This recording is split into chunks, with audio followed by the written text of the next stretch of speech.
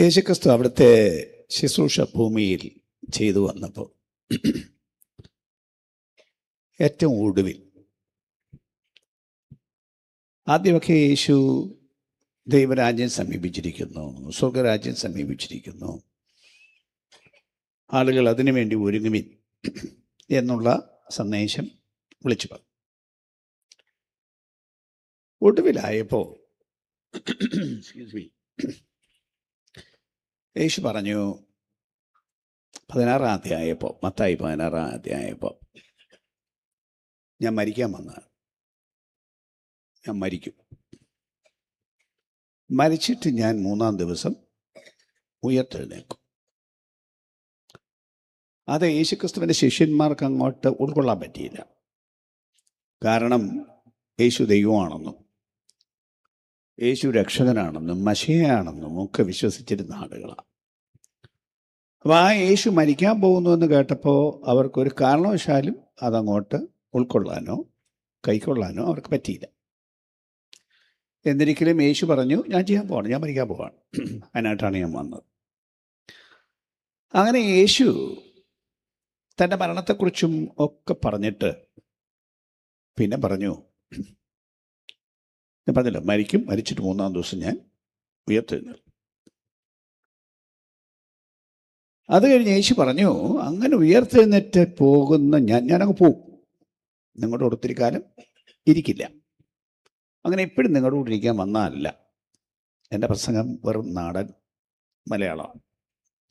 ഒത്തിരി ദൈവശാസ്ത്ര പ്രയോഗങ്ങൾ പ്രസംഗങ്ങളിൽ സാധാരണ ഉപയോഗിക്കാറുണ്ട്. എല്ലാവർക്കും മനസ്സിലാകാൻ വേണ്ടി, നാട്ടുകാർക്കും മനസ്സിലാകാൻ വേണ്ടി സാധാരണ മലയാളമാണ് ഞാൻ ഉപയോഗിക്കുന്നത്. അതുകൊണ്ട് നിങ്ങൾ പ്രതീക്ഷിക്കുന്ന വലിയ ദൈവശാസ്ത്ര വാക്കുകൾ എൻ്റെ പ്രസംഗത്തിൽ ഉണ്ടാവില്ല. എൻ്റെ ലക്ഷ്യം, ഞാൻ ഒന്നുകൂടെ പറയുകയാണ്, ആർക്കും മനസ്സിലാവണം, വിദ്യാഭ്യാസം ഇല്ലാത്തവർക്കും മനസ്സിലാവണം, വേദപുസ്തകത്തെക്കുറിച്ച് ABCD അറിയാൻ മേലാത്തവർക്കും മനസ്സിലാവണം എന്ന നിർബന്ധത്തിലാണ് എൻ്റെ വചനഘോഷം. അങ്ങനെ യേശു മരിച്ചവരിൽ നിന്ന് ഉയർത്തെഴുന്നേക്കും എന്ന് പറഞ്ഞിട്ട് പറഞ്ഞു, ഞാൻ പോവും. ഞാൻ പറഞ്ഞില്ല, അത് ഞാൻ പോവും, ഞാനൊരു സ്ഥലം ഉണ്ടാക്കാൻ വേണ്ടി പോവാണ്, നിങ്ങൾക്ക് എല്ലാവരെയും കൊണ്ട് താമസിപ്പിക്കാൻ വേണ്ടി ഒരു സ്ഥലം ഒരുക്കാൻ വേണ്ടി ഞാൻ പോവാണ്. അങ്ങനെ ഞാൻ പോയാൽ ആ സ്ഥലം ഒരുക്കി കഴിഞ്ഞ് ഞാൻ പിന്നെയും വരും, വന്നിട്ട് നിങ്ങളെ എൻ്റെ അടുക്കൽ ചേർത്തു. ഇതായിരുന്നു അവിടുത്തെ അവസാനം പറഞ്ഞതുപോലെ യേശു മരിച്ചു. സ്വാഭാവിക മരണമല്ല എന്ന് എല്ലാവർക്കും അറിയാം. യേശുവിനെ കൊന്നതാണ്, ആളുകൾ കൊന്നതാണ്. പക്ഷെ അവിടുന്ന് മരിക്കാൻ വേണ്ടി വന്നതാണ്. എങ്ങനെ മരിക്കും എന്നുള്ള സകല വിവരങ്ങളും വേദപുസ്തകത്തിൽ നേരത്തെ പറഞ്ഞിരുന്നു. അല്ലാതെ പാവപ്പെട്ട ഒരുത്തനെ ആളുകൾ തരി കൊന്നു, ക്രൂശിച്ചു കൊന്നു, അങ്ങനെയൊന്നും ധരിക്കണ്ട. അങ്ങനെ മരണമൊന്നുമല്ല, ഉദ്ദേശപൂർവമായ മരണം. ഏനോ അപ്പോസ്തല പ്രവൃത്തിയിൽ പറഞ്ഞ പ്രയോഗമുണ്ട്, ദൈവം തൻ്റെ മുൻനിർണയത്താൽ, തൻ്റെ മുന്നറിവിനാലും അവനെ ഏൽപ്പിച്ചിട്ട് അവർ അവനെ അധർമ്മികളുടെ കയ്യാൽ തർപ്പിച്ചു കൊന്നു. ദൈവത്തിൻ്റെ മുൻനിർണയപ്രകാരമുള്ളതായിരുന്നു ആ മരണം, പ്രത്യേക ഉദ്ദേശത്തിന് വേണ്ടി. ആ ഉദ്ദേശം ഞാൻ ഈ കാര്യം പറയുമ്പോൾ ഒന്ന് ലളിതമായിട്ട് ആളുകൾക്ക് അറിയാൻ വേണ്ടി പറഞ്ഞാൽ, മനുഷ്യൻ്റെ തെറ്റും കുറ്റവും എല്ലാ മനുഷ്യരിലും ഉണ്ട്. അതിന് പരിഹാരമുണ്ടാക്കി കൃത്യമായി അവരെ ശുദ്ധീകരിക്കാൻ, അവരെ നല്ലവരാക്കാൻ ഒറ്റ വഴിയേ ഉള്ളൂ.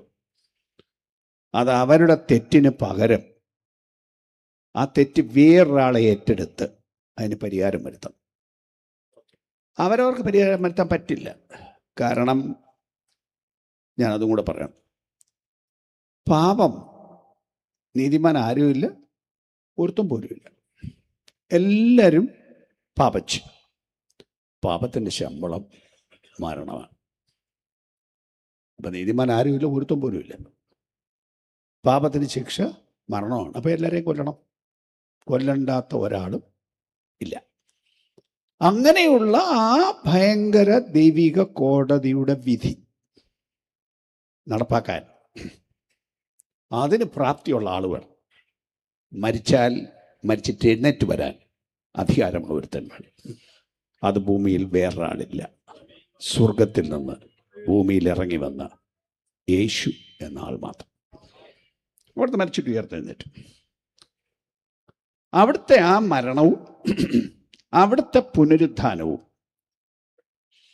ഏത് മനുഷ്യൻ്റെയും സകല പാപവും പോക്കി മനുഷ്യനെ ശുദ്ധീകരിക്കും. അത് വിശ്വസിക്കണം, അംഗീകരിക്കണം, അടുത്തു വരണം എന്ന് മാത്രം. ഏത് ജാതിക്കും ക്രിസ്ത്യാനി എന്നും പറഞ്ഞൊരു വർഗത്തിൽ ജനിച്ച ആളല്ല, ലോകരക്ഷകനാണ്. അപ്പം ആ ലോകരക്ഷകനായ യേശു ഭൂമിയിൽ വന്നത് തന്നെ മനുഷ്യരെ, ഇന്ന് ഞാൻ ഇങ്ങനെ പറയാം, എൻ്റെ സന്ദേശത്തോടുള്ള ബന്ധത്തിൽ പറയാം. മനുഷ്യനെ ദൈവം നല്ലവനായിട്ടാണ് സൃഷ്ടിച്ചത്. ദൈവത്തിൻ്റെ കൂടെ താമസിക്കാൻ വേണ്ടിയാണ് സൃഷ്ടിച്ചത്.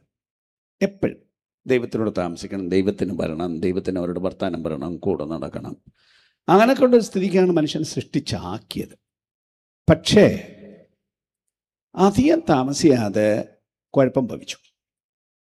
അവർക്ക് ദൈവത്തിൻ്റെ കൂടെ ഇരിക്കാൻ പറ്റാത്ത സ്ഥിതി ഉണ്ടായി. അവർ കുഴപ്പം കാണിച്ചു. അങ്ങനെ വന്നപ്പോൾ ദൈവം പറഞ്ഞ്, ഇറങ്ങി പുറത്ത്, മേലാൽ നിന്നെ ഇവിടെ കണ്ടുപോകരുത്, കണ്ടാൽ നിന്നെ കൊന്നുകളയും. അങ്ങനെ പുറത്താക്കി. അത് മുഴുവൻ മനുഷ്യന് സംഭവിച്ചു. അങ്ങനെ ഈ പാപം നിമിത്തം ദൈവത്തോടകന്നുപോയ ഈ മനുഷ്യരെ, കയറാൻ പറ്റാത്ത ഈ മനുഷ്യരെ തിരിച്ച് അടുപ്പിച്ചു കൊണ്ടുവന്ന് നിത്യം ദൈവത്തിൻ്റെ കൂടെ താമസിപ്പിക്കാനാണ് യേശു. അതിൽ കുറഞ്ഞൊരു ഉദ്ദേശമില്ല. ഒന്നുകൂടെ ഞാൻ പറയാം. ദൈവം മാറ്റി പുറത്താക്കിയ, പാപനിമിത്തമാണ്, അല്ലാതെ ദൈവം പുറത്താക്കില്ല. പുറത്താക്കിയ മനുഷ്യനെ എന്നും എന്നും അവിടുത്തെ കൂടി ഇരുത്താൻ വേണ്ടി മനുഷ്യരെ ശരിയാക്കി ഒരുക്കി തൻ്റെ വീട്ടിൽ കൊണ്ട് താമസിപ്പിക്കാനാണ് യേശു. അതിനായിരുന്നു അവിടുത്തെ മരണം, അതിനായിരുന്നു അവിടുത്തെ പുനരുദ്ധാനം, അതിനായിട്ടാണ് അവിടുന്ന് സ്വർഗത്തിലേക്ക് പോയത്. അതിനു വേണ്ടിയാണ് വീടുണ്ടാക്കുന്നത്. ആ വീടുണ്ടാക്കുന്ന യേശു, ഞാൻ പറഞ്ഞല്ലോ, ഒടുവിലായപ്പോൾ പറയുന്നത് ഞാൻ തിരിച്ചു വരും. ആ തിരിച്ചു വരവിനെ കുറിച്ചാണ് ഇപ്പോൾ വായിച്ച ഈ വേദഭാഗത്തിൽ പറഞ്ഞിരിക്കുന്നത്. അപ്പൊ യേശു തിരിച്ചു വരും എന്ന് അങ്ങോട്ട് പറഞ്ഞു തുടങ്ങിയതാ. 20 നൂറ്റാണ്ട് കഴിഞ്ഞു. അന്നും പ്രസംഗിക്കുന്നു, ഇന്നും പ്രസംഗിക്കുന്നു, യേശു തിരിച്ചു വരും. പക്ഷെ ഇതുവരെ സംഭവിച്ചില്ല. അപ്പൊ സ്വാഭാവികമായ ആളുകൾ ചിന്തിക്കും, ഒന്ന്, ഇതൊക്കെ മതത്തിൻ്റെ ഒരു പ്രചരണങ്ങളാണ്, ഓരോ മതത്തിന് അതാതിൻ്റെ ഉപദേശങ്ങൾ. അങ്ങനെ ക്രിസ്ത്യാനികളുടെ ഉപദേശമാണ്, അവരുടെ ഒരു പ്രസംഗമാണ് യേശു മടങ്ങി വരും എന്നുള്ളത് ആളുകൾ സ്വാഭാവികമായി ചിന്തിക്കാം. തന്നെയല്ല, ഞാൻ ഈ പറഞ്ഞതുപോലെ ഇത്രയും കാലമായിട്ട് സംഭവിച്ചില്ലല്ലോ, ഇപ്പം വരും, ഉടനെ സംഭവിക്കും എന്നൊക്കെ നമ്മളിങ്ങനെ പ്രസംഗിക്കുക. യേശുവിൻ്റെ ആ മരണത്തോട് അടുപ്പിച്ച് യേശുക്രിസ്തുവിൻ്റെ അപ്പോസ്തലന്മാർ, ശിഷ്യന്മാർ തന്നെ പ്രതീക്ഷിച്ചിരുന്നത് അവരുടെ കാലത്ത് യേശു വരുമെന്നല്ലേ. അന്ന് വന്നില്ല. അപ്പോഴേ യേശുക്രിസ്തുവിൻ്റെ ഏറ്റവും അടുത്ത ശിഷ്യന്മാരിൽ ഒരാളായ, ഒരു മുഖ്യ ആളായ പത്രോസ് അപ്പോസ്തലൻ എഴുതിയ ലേഖനത്തിൽ, അതിൻ്റെ 2-ാം ലേഖനം 3-ാം അധ്യായത്തിലേക്ക് നമ്മൾ പോയാൽ അവിടെ പറയുന്ന ഒരു കാര്യം, അവിടുന്ന് വരും എന്നുള്ളതിൻ്റെ ലക്ഷണം എവിടെ, തെളിവെവിടെ? അങ്ങനൊന്നും സംഭവിക്കാൻ പോകുന്നില്ല എന്ന് പറയുന്ന ആളുകൾ ഭൂമിയിൽ ഉണ്ടാവും. ഇന്നും ഉണ്ട്, എല്ലാ കാലത്തും ഉണ്ട്. ഇപ്പൊ നമ്മൾ തന്നെ ഇതൊക്കെ ഉണ്ടെന്ന് പറയുമ്പോൾ തന്നെ ശരിക്കും ഉള്ളത്തിൽ നല്ല പോലെ ബോധമുണ്ടോ? അങ്ങനെ യേശു വരും എന്നൊരു ചിന്തയുണ്ടോ? സജീവമായ ബോധത്തിലാണോ? ഞാൻ എടുത്ത് ചോദിക്കുന്നു, വിശ്വാസികൾ എന്ന് പറയുന്ന നിങ്ങൾ പോലും ശരിക്കും അങ്ങനെ വിശ്വസിക്കുന്നു? ഏതു സമയത്തും അവിടുന്ന് വരാം, അങ്ങനെ സംഭവിക്കും എന്ന ഉറപ്പിലാണോ ജീവിതം? അപ്പൊ അങ്ങനെ ആളുകൾ ചോദിക്കുന്ന ചോദ്യങ്ങൾ, അവർ അങ്ങനെ സംഭവിക്കില്ല എന്നുള്ളതിന് ന്യായങ്ങളും പറയുന്നു. ആദ്യം വരുന്നത് പോലെ തന്നെ ഇപ്പോഴും ഇരിക്കുന്നു. അന്നും ഭൂമിയുണ്ട്, ഇപ്പോഴും ഭൂമിയുണ്ട്. അന്നും മനുഷ്യനുണ്ട്, ഇന്നും മനുഷ്യനുണ്ട്. അന്നും മനുഷ്യൻ കല്യാണം കഴിച്ചു, ഇന്നും മനുഷ്യൻ കല്യാണം കഴിക്കുന്നു. അന്നും തിന്നു, ഇന്നും തിന്നു. അങ്ങനൊക്കെ ജീവിക്കുന്ന ആ ജീവിതത്തെ കണ്ടിട്ട് ആളുകൾ പറയും അതിനുള്ള സാധ്യത വളരെ വളരെ കുറവാണ്. പക്ഷേ പത്രോസ് അപ്പോസ്തലൻ പറയുന്നു, ദൈവം തൻ്റെ വാഗ്ദത്തം നിവർത്തിക്കും. താമസം എന്ന് നമുക്ക് തോന്നിയേക്കാം, പക്ഷേ ദൈവത്തിന് 1000 സംവത്സരം ഒരു ദിവസം പോലെയുള്ളൂ. അപ്പൊ ഏതായാൽ എന്ന് പറഞ്ഞാൽ ഇന്നലെ പറഞ്ഞ കാര്യം പോലെ, ഇന്നലെ പറഞ്ഞ കാര്യം ഇന്ന് ഓർക്കുകയാണ് കുറെ. പക്ഷെ 5 വർഷം മുമ്പ് നിങ്ങൾ പറഞ്ഞത് നിങ്ങൾ ഓർക്കുമോ? മിക്കതും ഓർക്കില്ലല്ലോ. അപൂർവം വളരെ കൃത്യമായിട്ട് വലിയ ചില കാര്യം ഓർക്കുമെന്നല്ലാതെ ബാക്കി ഓർക്കുമോ? ഇല്ലല്ലോ. പക്ഷേ 1000 വർഷം മുമ്പ് ദൈവം പറഞ്ഞത് ഇന്നലെ പറഞ്ഞ പോലെ ദൈവം ഓർക്കും, നടപ്പാക്കും. അതുകൊണ്ട് പറയുന്നു, കർത്താവ് തൻ്റെ വാഗ്ദത്തം നിവർത്തിപ്പാൻ താമസിക്കുന്നില്ല. ആരും നശിച്ചു പോകാതെ എല്ലാവരും രക്ഷിക്കപ്പെടാൻ ഇച്ഛിച്ച് ദൈവം മനുഷ്യരോട് ദീർഘക്ഷമ കാണിച്ചാണ് ഈ വരവ് ഒന്ന് നീട്ടിവെക്കുന്നു. നമ്മുടെ ഭാഷയ്ക്ക്, ദൈവത്തിൻ്റെ ഭാഷയ്ക്കല്ല. ദൈവത്തിന് എന്നാണ് വരുന്നതെന്ന് അറിയാം, പക്ഷെ ആരോടും പറഞ്ഞിട്ടില്ല. ഒരു തീയതിയും ഒരു മനുഷ്യരോടും പറഞ്ഞിട്ടില്ല. പക്ഷെ അവിടുന്ന് വരും, ഉറപ്പാണ്. എന്താണ് ഉറപ്പ്? യേശുക്രിസ്തു ആദ്യം ഭൂമിയിലേക്ക് വരുമ്പോൾ പെട്ടെന്ന് അങ്ങനെ അങ്ങ് വന്നതൊന്നുമല്ല. ഈ ബൈബിളിൻ്റെ തുടക്കം മുതൽ, ഒന്നാമത്തെ പുസ്തകത്തെ ഉൽപ്പത്തി പുസ്തകം എന്നല്ലേ പറയുന്നത്, ആ പുസ്തകം മുതൽ യേശുക്രിസ്തു ഭൂമിയിലേക്ക് വരുന്നതിനെ സംബന്ധിച്ച് നിരവധി പ്രവചനങ്ങൾ ഈ പുസ്തകത്തിൽ പറഞ്ഞിട്ടുണ്ട്. വേദപണ്ഡിതന്മാരുടെ കണക്കനുസരിച്ച് ഏതാണ്ട് ഒരു 300 മുതൽ 400 വരെ പ്രവചനങ്ങൾ യേശുവിൻ്റെ ഒന്നാം വരവിനെ സംബന്ധിച്ച് വേദപുസ്തകത്തിലുണ്ടെന്നാണ്. അത് ലിസ്റ്റ് ചെയ്ത് പറയുന്ന പുസ്തകങ്ങളുണ്ട്. ആ പറഞ്ഞ കാര്യങ്ങൾ എല്ലാം യേശുക്രിസ്തുവിൻ്റെ ഒന്നാം വരവിൽ അതുപോലെ നിവർത്തിച്ചു. കൃത്യം എല്ലാം. ഭൂമിയിൽ ഏത് മനുഷ്യനെ സംബന്ധിച്ചാണ് അയാളുടെ ജീവിതകാലത്തെ സംബന്ധിച്ച് ഇങ്ങനൊരു പ്രവചനം ഉണ്ടായിട്ടില്ല? അപൂർവമായി എന്തെങ്കിലും ചില കാര്യങ്ങൾ പറഞ്ഞിട്ടുണ്ടാവാം, പക്ഷെ അതിൻ്റെ ഏറ്റവും ചെറിയ വിശദീകരണം തൊട്ട് അതിൻ്റെ എല്ലാ വിശദീകരണങ്ങളും ഇതുപോലെ രേഖപ്പെടുത്തിയിരിക്കുന്ന ഒരാൾ അഖിലാണ്ടത്തിൽ വേറെയില്ല. അത് മുഴുവൻ യേശുക്രിസ്തുവിന്റെ ഒന്നാം വരവിൽ നിറവേറും. ഈ പുസ്തകം വാസ്തവത്തിൽ ധാരാളം പ്രവചനങ്ങൾ ഉള്ളടക്കം ചെയ്തിരിക്കുന്ന ഒരു പുസ്തകമാണ്. ഇതിനകത്ത് ചരിത്രമുണ്ട്, ഇതിനകത്ത് പദ്യങ്ങളുണ്ട്, ഇതിനകത്ത് ചരിത്രമുണ്ട്, ഇതെല്ലാം ഇതിനകത്തുണ്ട്. പക്ഷേ ഇതിൻ്റെ വളരെ പ്രധാനപ്പെട്ട ഒരു ഭാഗം പ്രവചനങ്ങളാണ്. ആ പ്രവചനങ്ങൾ കൃത്യമായിട്ട് നിറവേറും. കാരണം ഇത് സംഭവിക്കും എന്ന് പറഞ്ഞവൻ ഈ അഖിലാണ്ടത്തെ ഉണ്ടാക്കിയവനാണ്, ഇതിനെ മുഴുവൻ നിയന്ത്രിക്കുന്നവനാണ്, സർവജ്ഞാനിയാണ്. ഇതിൻ്റെ അന്ത്യവും അവിടുന്നാണ് തീരുമാനിച്ചിരിക്കുന്നത്. ഇതിൻ്റെ മുഴുവൻ നടത്തിപ്പുകാരനും അവിടുന്ന് തന്നെയാണ്. അപ്പം ആ ആൾ പറഞ്ഞിരിക്കുന്നത് ഊഹത്തിൽ പറഞ്ഞതല്ല, അവിടുത്തെ സർവജ്ഞാനത്തിൽ പറഞ്ഞതാണ്. അതങ്ങനെ തന്നെ സംഭവിക്കും. ഈ വേദപുസ്തകത്തിൻ്റെ സത്യസന്ധത ശരിക്കും മനസ്സിലാക്കണമെങ്കിൽ ചുമ്മാ കുറേ പ്രസംഗങ്ങൾ മാത്രം കേട്ടാൽ പോരാ. ഈ പുസ്തകത്തിൻ്റെ പ്രവചനങ്ങൾ പഠിച്ചെങ്കിലേ ഈ പുസ്തകത്തിൻ്റെ വിശ്വാസ്യതയും സത്യസന്ധതയും ശരിക്കും ബോധ്യമാവും. അതിന് സമയമെടുക്കണം. അതിനൊക്കെയുള്ള വചന പഠനത്തിന് പോകണം. അത് പഠിക്കുമ്പോഴാണ് ആളുകൾക്ക് സംശയമില്ലാതെ ഇത് സത്യമാണ് എന്ന് ബോധ്യം വരുന്നത്. അല്ലെങ്കിൽ അവിടെ ഇവിടെ പോകുമ്പോൾ, പള്ളിക്കുട്ടി പോകുമ്പോൾ ആളുകൾ കുട്ടികളെ കളിയാക്കും ഈ പുസ്തകത്തെക്കുറിച്ച്, അല്ല ക്രിസ്തീയ വിശ്വാസത്തെ സംബന്ധിച്ച്. അപ്പം ആളുകൾക്ക് ഒരു ചഞ്ചലവും കുട്ടികൾക്കൊരു നാണവും ഒക്കെ തോന്നാം.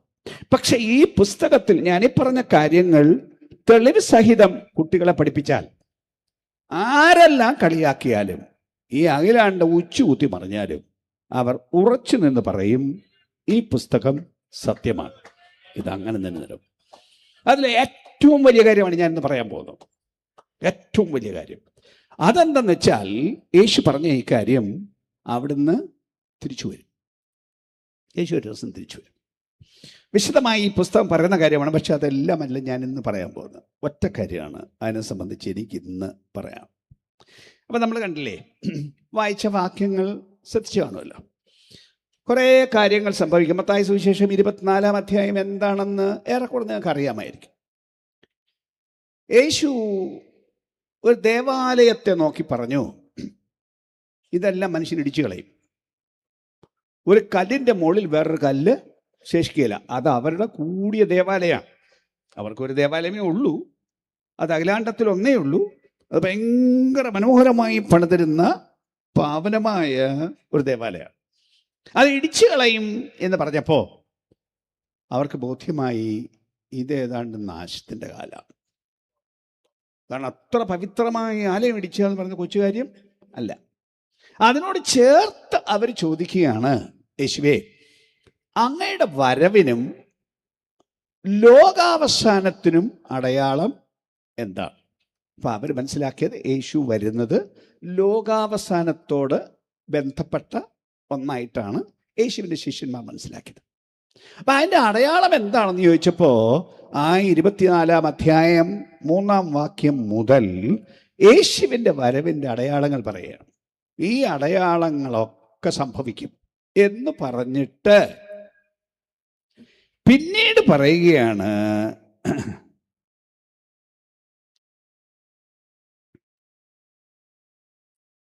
അത്തിയെ നോക്കി ഒരു ഉപമ പഠിപ്പിൻ. അതിൻ്റെ കൊമ്പ് ഇളതായി ഇല തളർക്കുമ്പോൾ വേനലടുത്തു എന്ന് നിങ്ങൾ അറിയുന്നുവല്ലോ. ബാക്കി, അങ്ങനെ നിങ്ങൾ ഇതൊക്കെയും കാണുമ്പോൾ, വായിച്ചോളൂ. അങ്ങനെ നിങ്ങൾ ഇതൊക്കെയും കാണുമ്പോൾ അവൻ അടുക്കെ വാതിൽക്കൽ തന്നെ ആയിരിക്കുന്നു. ഇതെല്ലാം കാണുമ്പോ അവൻ എന്നുവെച്ചാൽ അവിടുന്ന് യേശു അടുക്ക് വാതിൽക്കൽ തന്നെ ആയിരിക്കുന്നു എന്ന് അറിഞ്ഞുകൊള്ളണം. അപ്പൊ യേശു വരുന്നതിന് കുറേ ലക്ഷണങ്ങളുണ്ട്, അടയാളങ്ങളുണ്ട്. ആളുകൾ സാധാരണ പ്രസംഗിക്കുന്ന പ്രസംഗമല്ല ഞാൻ പ്രസംഗിക്കാൻ പോകുന്നത്. അതിനെക്കുറിച്ച് ലക്ഷണങ്ങൾ നിങ്ങളും കേട്ടിട്ടുണ്ടാകും. അതല്ല എൻ്റെ പ്രസംഗത്തിൻ്റെ ഇന്നത്തെ കേന്ദ്ര വിഷയം. അപ്പം അങ്ങനെയുള്ള കാര്യങ്ങൾ പറഞ്ഞിട്ട് ഫൈനലി ഒടുവിൽ പറയുന്നതാണ് ഒരു ഉദാഹരണം. എന്താണ് പറഞ്ഞ ഉദാഹരണം? അത്തിയെ നോക്കി ഒരു ഉപമ. അവരുടെ നാട്ടിലെ മരമാണ് അത്തി. നമ്മുടെ നാട്ടിൽ അങ്ങനെ വലിയ അത്തിമരം ഇല്ല. നമുക്ക് നമ്മുടെ നാട്ടിലെ ഭാഷയ്ക്ക് പറയാം. അപ്പം അങ്ങനെ അത്തിയുടെ ഇല തളർത്തു വരുമ്പോൾ വേനലെടുത്തു എന്ന് അറിയാമല്ലോ. നമ്മുടെ നാട്ടിലെ ഭാഷയ്ക്ക് പറഞ്ഞത് ഈ റബ്ബറൊക്കെ ഇലയെല്ലാം പൊഴിച്ച് കുറച്ച് ദിവസം നിന്നതിന് ശേഷം പിന്നെ തളർത്തു വരുന്നവരല്ലേ നമ്മുടെ നാട്ടിലെ റബ്ബർ പരിചയല്ലേ? അപ്പം അതിൻ്റെ ആ ഇല തളർക്കുന്നത് ഈ വേനലിൻ്റെ സമയത്തല്ലേ. അപ്പോൾ കാലലക്ഷണം കണ്ടാൽ കാലത്തെ വിവേചിക്കാൻ പഠിക്കണം. ഇന്നത്തെ സന്ദേശമാണ്. കാലത്തിൻ്റെ ലക്ഷണം കണ്ടാൽ എന്ത് കാലമാണെന്ന് വിവേചിക്കാൻ ആളുകൾ പഠിക്കണം. അപ്പം അങ്ങനെ അത്തിയുടെ ഇല തളർക്കുന്നത് വേനലെടുത്തു എന്ന് കാണുന്നത് പോലെ, അടുത്ത വാക്യം, ഇതൊക്കെയും സംഭവിക്കും. അങ്ങനെ അടുത്ത ഭാഗം ഞാൻ പറഞ്ഞത് അവിടെ തന്നെ നിങ്ങൾ ഇതൊക്കെയും കാണുമ്പോൾ, അങ്ങനെ നിങ്ങൾ ഇതൊക്കെയും കാണുമ്പോൾ, ഏതൊക്കെ കാണുമ്പോൾ? നേരത്തെ പറഞ്ഞ കുറേ കാര്യങ്ങളില്ലേ, അവ കാണുമ്പോൾ. ചില ആളുകളുടെ സാധാരണ വ്യാഖ്യാനത്തിന് സ്വല്പം വ്യത്യസ്തമായിട്ടാണ് ഞാൻ പറയുന്നത്. ഈ വാക്യം അങ്ങനെയാണ് പറഞ്ഞിരിക്കുന്നത്. ഇതൊക്കെയും കാണുമ്പോൾ, ഏതൊക്കെ? ഈ പറഞ്ഞ ലക്ഷണങ്ങളൊക്കെ കാണുമ്പോൾ അവൻ അടുക്ക് വാതിൽക്കൽ തന്നെ ആയിരിക്കുന്നുവെന്ന് അറിഞ്ഞുകൊള്ളുവീൻ. അപ്പൊ ആ ലക്ഷണം കാണുമ്പോൾ യേശു വരാൻ നേരമായി എന്ന് അറിഞ്ഞുകൊള്ളണം. ഇത് പറയുമ്പോൾ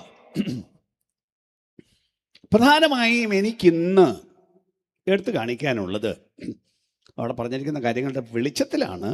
എങ്കിലും യേശു വരുന്നത് കേവലം തൻ്റെ ആളുകളെ കൊണ്ടുപോകാൻ വേണ്ടി മാത്രമല്ല. പൊതുവെ അങ്ങനെയാണ് ആളുകളുടെ ധാരണ. ഒരു കൂട്ടം ആളുകൾ യേശുവിനെ കാത്തിരിക്കുന്നു, അവരെയും കൊണ്ടുപോകാൻ വരുന്നു എന്നാണ്.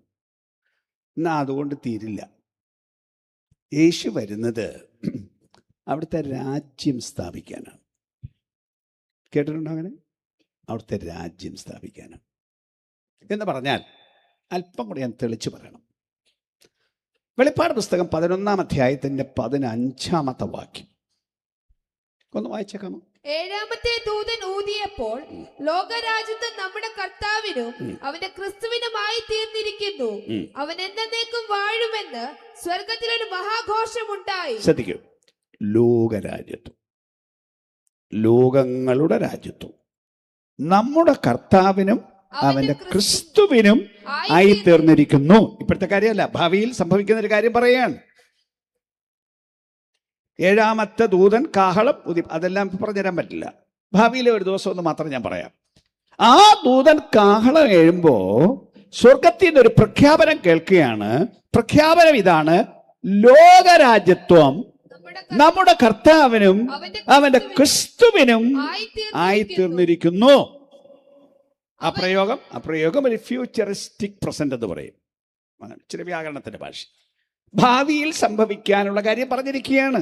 ഒന്നുകൂടെ എടുത്ത് പറഞ്ഞ ലോക രാജ്യത്വം കർത്താവിനും അവിടുത്തെ ക്രിസ്തുവിനും ആയി തീർന്നിരിക്കുന്നു.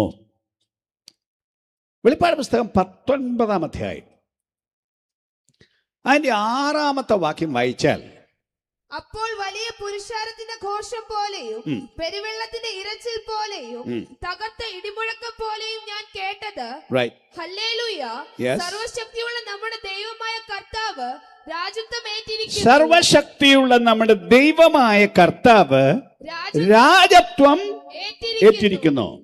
അവസാനം കേൾക്കാൻ പോകുന്ന വലിയ വിളംബരമാണ്. സ്വർഗത്തിൽ നിന്ന് കേൾക്കാൻ പോവാണ്, യേശു രാജത്വം ഏറ്റിരിക്കുന്നു. അങ്ങനെ സംഭവിക്കുക. അവിടെ മാത്രം പറയുന്നതല്ല. പണ്ടൊരിക്കൽ ക്രിസ്തുവൊക്കെ ജനിക്കുന്നതിന് ഒത്തിരി കാലത്തിന് മുമ്പ്, ഭൂമിയിൽ ജഡാവതാരം ചെയ്യുന്നതിന് മുമ്പ്, ഒരു രാജാവിനോട്, ഒരു സാമ്രാജ്യത്തിൻ്റെ തലവനോട് ദൈവം പറഞ്ഞു കൊടുത്തൊരു കാര്യമുണ്ട്. വലിയൊരു സാമ്രാജ്യത്തിന് തലവൻ, ബാബിലോൺ എന്ന സാമ്രാജ്യം, പുരാതന ബാബിലോൺ സാമ്രാജ്യത്തിന് തലവനോട് അദ്ദേഹം രാജ്യമൊക്കെ സ്ഥാപിച്ച് ഇങ്ങനെ വലിയ വിപുലമായ രാജ്യമെല്ലാം സ്ഥാപിച്ചു കഴിഞ്ഞപ്പോൾ ഒരു ദിവസം അദ്ദേഹത്തിൻ്റെ ഒരു ചിന്തയുണ്ടായി, ഞാനിതെല്ലാം കൂടെ ഉണ്ടാക്കി അവസാനം എന്തായിരിക്കും, ഇതിൻ്റെ ഭാവി എന്തായിരിക്കും. അങ്ങനെ രാത്രി കിടന്നുറങ്ങിയപ്പോൾ ഒരു സ്വപ്നം കണ്ടു. ആ സ്വപ്നത്തിൽ ദൈവം സംസാരിച്ചു. അദ്ദേഹത്തിന് മനസ്സിലായില്ല ഭാഷ. മനസ്സിലാക്കി കൊടുക്കാൻ വേറൊരാളെ കൊണ്ടുവന്നു. എനിവേ അവസാനം പറഞ്ഞു കൊടുത്തത് ഇങ്ങനെയാണ്. ദാനിയേൽ പ്രവചനം 2-ാം അധ്യായത്തിൻ്റെ 44-ാം വാക്യത്തിൽ, ഈ രാജാക്കന്മാരുടെ കാലത്ത് സ്വർഗസ്ഥനായ ദൈവം ഒരു നാളും നശിച്ചു പോകാതെ ഒരു രാജ്യത്വം സ്ഥാപിക്കും. അവസാനം എന്തായിരിക്കുമെന്ന് രാജാവിനോട് പറഞ്ഞു കൊടുക്കുകയാണ്. അദ്ദേഹം ഒരു യഹൂദനല്ല, അദ്ദേഹം ബാബിലോൺ രാജ്യത്തിന്റെ അധിപൻ. ആ രാജാവിനോട് സ്വപ്നത്തിൽ പറഞ്ഞതിൻ്റെ അർത്ഥം എന്താണെന്ന് വ്യാഖ്യാനിക്കാൻ വേറെ ആരെയും കിട്ടാഞ്ഞിട്ട് അവസാനം ഈ പറയുന്ന ദാനിയേൽ എന്ന മനുഷ്യനെ വിളിച്ചോണ്ട് വന്നു. അദ്ദേഹത്തിന് അങ്ങനെയുള്ള പ്രത്യേക വരമുണ്ടെന്ന് മനസ്സിലാക്കി വിളിച്ചോണ്ട് വന്ന് അദ്ദേഹം വിശദീകരിച്ചു കൊടുത്തു. സ്വപ്നം മൊത്തം ആദിയോടന്തം വിശദീകരിച്ചു. എന്നിട്ട് അവസാനം പറയാണ്, അത് പറഞ്ഞതിന് ചുരുക്കം ഞാനങ്ങ് പറയാം. രാജാവേ, അങ്ങ് വാഴുന്നു, അങ്ങക്ക് ഭരണത്തിന് ശേഷം അതിനേക്കാൾ കുറഞ്ഞ വേറൊരു രാജാവ് വരും. അത് കഴിയുമ്പോൾ വേറൊരു രാജ്യം ഉണ്ടാവും. അത് കഴിയുമ്പോൾ 4-മതൊരു രാജ്യം ഉണ്ടാവും. അത് കഴിയുമ്പോൾ വേറെ ഒരു രാജ്യ സമ്പ്രദായം ഉണ്ടാവും. അത് ചില ഭിന്നമായ രാജ്യ സമ്പ്രദായം. എന്നാൽ ഈ രാജാക്കന്മാരുടെ കാലത്ത് സ്വർഗസ്ഥനായ ദൈവം ഒരു നാളും നശിച്ചു പോകാത്ത ഒരു രാജ്യത്വം സ്ഥാപിക്കും. പറഞ്ഞതിൻ്റെ അർത്ഥം എന്നറിയോ? ഈ ലോകരാജ്യത്വങ്ങൾ ഉണ്ടായിരുന്നത് പോലെ ലോകത്തിൽ വലിയ വലിയ സാമ്രാജ്യങ്ങൾ ഉണ്ടായിരുന്നു. ഒരു കാലത്ത് ഈജിപ്റ്റ് ഒരു വലിയ സാമ്രാജ്യമായിരുന്നു. ഒരു കാലത്ത് അസീറിയ ഒരു വലിയ സാമ്രാജ്യമായിരുന്നു. ഒരു സമയത്ത് ബാബിലോൺ ഒരു വലിയ സാമ്രാജ്യമായിരുന്നു. പിന്നെ ഒരു സമയത്ത് പേർഷ്യ ഒരു വലിയ സാമ്രാജ്യമായിരുന്നു. ഗ്രീസ് ഒരു വലിയ സാമ്രാജ്യമായിരുന്നു, റോം ഒരു വലിയ സാമ്രാജ്യമായിരുന്നു, പിന്നെ ബ്രിട്ടൻ ഒരു വലിയ സാമ്രാജ്യമായി ലോകമാണ് ഒരു കാലം. നമുക്ക് എല്ലാവർക്കും അറിയില്ലെങ്കിലും ചില മുതിർന്ന ആളുകൾ, എനിക്കറിയില്ല, എന്നൊക്കെ പ്രായമുള്ള ആളുകൾ ഇവിടെ ഉണ്ടെങ്കിൽ, ഞാൻ ഇന്ത്യയുടെ സ്വാതന്ത്ര്യലബ്ധിക്ക് ശേഷം ജനിച്ച ആളാണ്. അപ്പോൾ അതിനു മുമ്പുള്ള അപൂർവമാരെങ്കിലും ഇതിനകത്തുണ്ടായിരിക്കും. അന്ന് നമ്മുടെ രാജ്യവും ഭരിച്ചത് ബ്രിട്ടനാണ്. അങ്ങനെ ആ രാജ്യങ്ങളൊക്കെ ഉണ്ടായി. ദൈവം ഇവിടെ പറഞ്ഞത് അതുപോലെ ഈ രാജാക്കന്മാരുടെ കാലത്ത് അതുപോലൊരു രാജ്യം സ്വർഗസ്ഥനായ ദൈവം സ്ഥാപിക്കും. ഇവരെയെല്ലാം മാറ്റിയിട്ട് പകരം മാറിപ്പോകാത്ത നിത്യമായ ഒരു രാജ്യം സ്ഥാപിക്കും. അത് സ്ഥാപിക്കാൻ വന്ന ആളാണ് യേശു. വന്നപ്പോൾ ആ രാജ്യം അവർ പ്രതീക്ഷിച്ചതുപോലെ സ്ഥാപിച്ചു കൊടുത്തില്ല. പക്ഷെ ഇനി വരുന്നു. ആ രാജ്യം സ്ഥാപിക്കാനുള്ള അടിത്തറയിട്ടു. അതിനു വേണ്ടിയുള്ള പ്രജകളെ തയ്യാറാക്കി. അതിനുള്ള പ്രജകളെ അഖിലാണ്ടം മുഴുവൻ ഈ നൂറ്റാണ്ടുകളായി തയ്യാറായിരിക്കുന്നു. അവിടുത്തെ സേവിക്കുന്ന ജനത്തെ ചേർത്ത് വരുന്നു ഒരു രാജ്യം സ്ഥാപിക്കാൻ. അവരും മാത്രമല്ല, അത് മുഴുവൻ ലോകത്തെയും ബാധിക്കും. അത് ബാധിക്കാത്ത ഒരാളും അഖിലാണ്ടത്തിൽ ഉണ്ടാവില്ല. അങ്ങനെ യേശു അവിടുത്തെ രാജ്യം സ്ഥാപിക്കാൻ വരുന്നു. പക്ഷേ ഈ രാജ്യത്തിന്റെ സ്ഥാപനം, ഞാൻ പറഞ്ഞത് ഇന്നൊരു കൃത്യം കാര്യമാണ് എനിക്ക് പറയാം, ഈ രാജ്യത്തിന്റെ സ്ഥാപനം ബാക്കി രാജ്യത്വങ്ങളെ നീക്കിക്കൊണ്ട് വേണം സ്ഥാപിക്കാൻ. ഇന്നിപ്പോൾ ഒത്തിരി രാജ്യങ്ങളാണ്.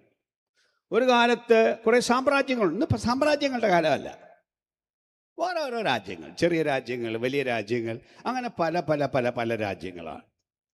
പക്ഷെ ഈ വേദപുസ്തകം പറയുന്നു, യേശു വരുന്നതിന് മുമ്പ്, ഇങ്ങനെ വരുന്നതിന് മുമ്പ്, ഇച്ചിരൂടെ തെളിച്ച് പിന്നെയും പറയാം, ഒരു രാജ്യം ഉണ്ടാവും. എല്ലാം കൂടെ ചേർന്നുള്ള ഒരു രാജ്യം ഉണ്ടാവും. അതിനെ ഒരു ലോക സർക്കാർ എന്ന് പറയും.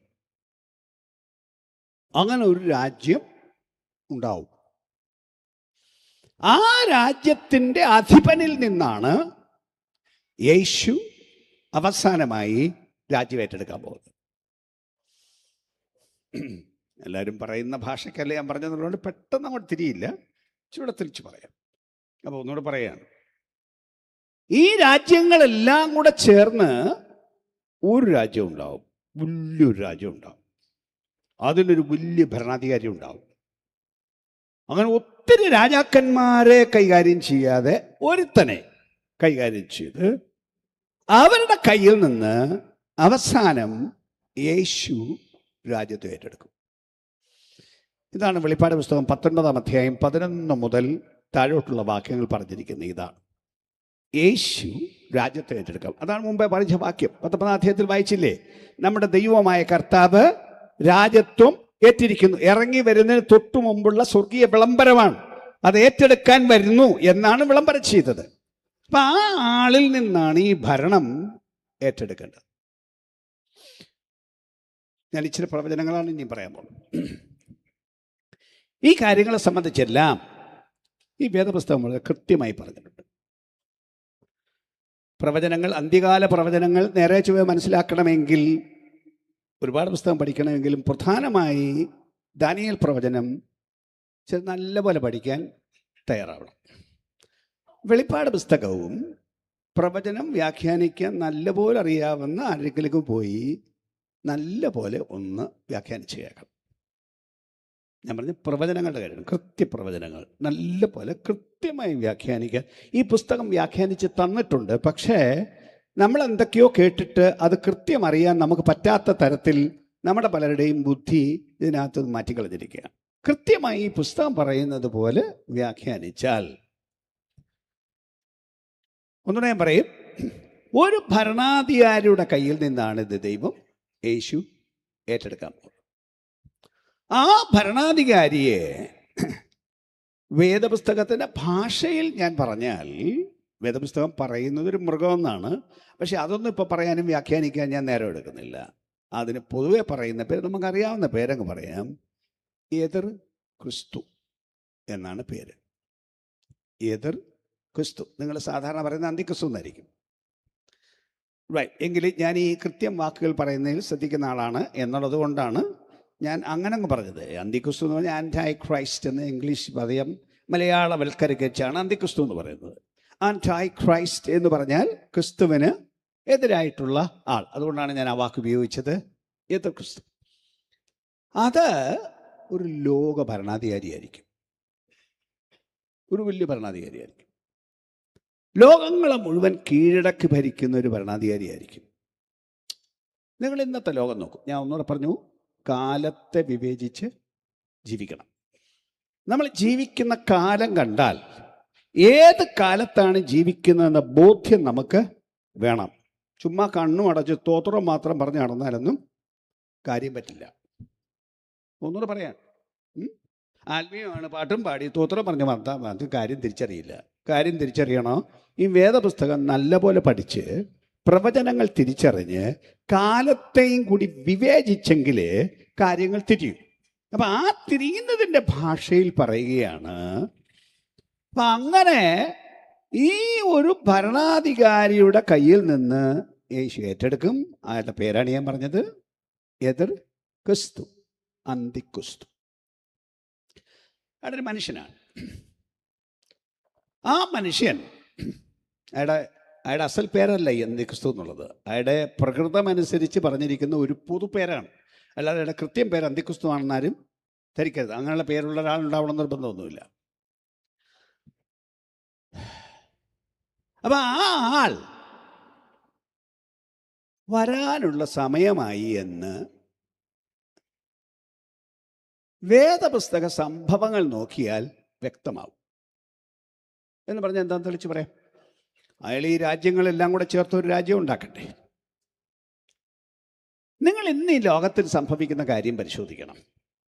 ലോകം മുഴുവനും അസ്വസ്ഥത, ഭയങ്കര അസ്വസ്ഥത. അസ്വസ്ഥത ഇല്ലെന്നൊന്നും പറയരുത്. പണ്ട് വിമാനയാത്ര ചെയ്തിട്ടുള്ള ആളുകൾ കുറേയേറെ വർഷങ്ങൾക്ക് മുമ്പ്, കുറച്ച് അപൂർവം ചിലരെങ്കിലും ഇവിടെ കാണും. ഒരു 2000 മുമ്പ് വിമാനയാത്ര ചെയ്തിട്ടുള്ള കുറച്ച് പേര് ഇവിടെ ഉണ്ടാകും. അന്ന് വിമാനയാത്രയ്ക്ക് അത്ര വലിയ പ്രശ്നങ്ങളൊന്നുമില്ല. ഓടിക്കേറി പ്ലെയിനെ പോയ സമയമുണ്ട്. ഓടിച്ചു പ്ലെയിനെ കയറി ടിക്കറ്റ് എടുത്ത് ഇറങ്ങാൻ നേരം പൈസ കൊടുത്ത് പ്ലെയിനെ പോയ സമയം ഉണ്ട്. ഞാൻ പോയിട്ട് നേരത്തെ വിളിച്ചൊന്ന് ബുക്ക് ചെയ്യും, പൈസ കൊടുക്കില്ല, ഇറങ്ങാൻ നേരം പൈസ കൊടുത്താൽ മതി. അങ്ങനെയൊക്കെ പോയൊരു കാലമുണ്ട്. പക്ഷേ ഇന്നത്തെ കാലത്ത് പ്ലെയിനെ പോകണമെങ്കിൽ, അന്തർദേശീയ യാത്രയാണെങ്കിൽ കുറഞ്ഞ പക്ഷം 3 മണിക്കൂർ മുമ്പ് അവിടെ ചെല്ലണമല്ലോ. പ്ലെയിനെ കയറാൻ 3 മണിക്കൂർ വേണോ? വേണ്ട. പ്ലെയിനെ കയറിച്ചിട്ട് തരാൻ മതി. പ്ലെയിൻ ഇങ്ങനെ വാതിക്കെ കൊണ്ടിരിക്കുകയാണ്. പക്ഷെ അവിടെ കയറണമെങ്കിൽ സെക്യൂരിറ്റി ചെക്ക് എന്നും പറഞ്ഞൊരു സമ്പ്രദായമുണ്ട്. സുരക്ഷാ പരിശോധന. റൈറ്റ്. അങ്ങനെ പരിശോധന. ഒരു ദിവസം ഞാനൊരു ഡൊമസ്റ്റിക് ഫ്ലൈറ്റ്, ദേശീയ വിമാനത്തെ കയറാൻ വേണ്ടി പോവുക. ഞാനങ്ങോട്ട് ചെന്നപ്പോഴേ ഒരു നീണ്ട ക്യൂ കാണുന്നു. പ്ലെയിനെ കയറാനുള്ള ക്യൂ ആണ്. വരുന്നൊരു വായു പൊട്ടി. കാരണം ഇതെങ്ങനെ കയറി പറ്റുവിനി? ഈ പറയുന്ന സമയത്തിനകം ഇത്രയും പേരുടെ സെക്യൂരിറ്റി ചെക്ക് കിടന്ന് കയറിയിട്ടുള്ള സാധ്യത ഇല്ല. എന്താ ഇതിന് കാരണം? പേടി. എന്ത് പേടി? ഈ വിമാനം തകർക്കാൻ ആരെങ്കിലും പദ്ധതി ചെയ്തിട്ടുണ്ടാകാനുള്ള സാധ്യത ഉണ്ട്. ഇത് മുന്നറിയിപ്പ് കിട്ടിയ വിമാനത്തിന് മാത്രമല്ല, എന്ത് വിമാനത്തെ കയറണമെങ്കിലും ഇത് തന്നെ. ചില രാജ്യത്ത് ട്രെയിനെ കയറണമെങ്കിൽ ഇങ്ങനെ ഉണ്ടെന്നേ. എന്താണ് മനുഷ്യന് ഈ പേടി തുടങ്ങാൻ കാരണം?